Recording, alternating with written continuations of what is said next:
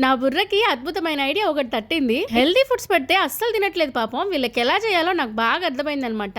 ఏంటంటే ఇవాళ మా వారు వచ్చేటప్పుడు ఆఫీస్ నుంచి హలీం తీసుకొచ్చారు. ఈ సీజన్ లో మనకి దొరికే ప్రీషియస్ ఫుడ్ అనమాట. అంతేకాకుండా మోస్ట్ హెల్తీ అండ్ ఎక్స్పెన్సివ్ కూడా. అలాంటిది ఎక్కడ బాగుంటుందా అని వెతికి మరి తీసుకొస్తే తినడం పాపం చాలా కష్టం అయిపోయింది వీళ్ళకి.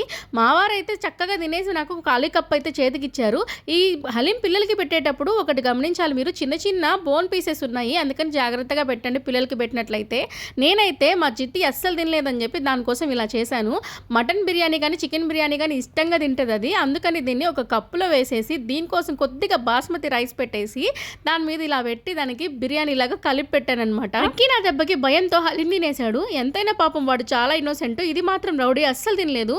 అందుకే దీనికి ఇలా చేయాలని చెప్పేసి చేశాను. చక్కగా తినేసింది మొత్తం. అన్ని మోసం చేయడానికి ఆనియన్ పీసెస్ కూడా పెట్టాను బిర్యానీ అనుకోవడానికి. ఇంతకీ ఈ హలీం ఎక్కడి నుంచి తీసుకొచ్చాను చెప్పలేదు కదా.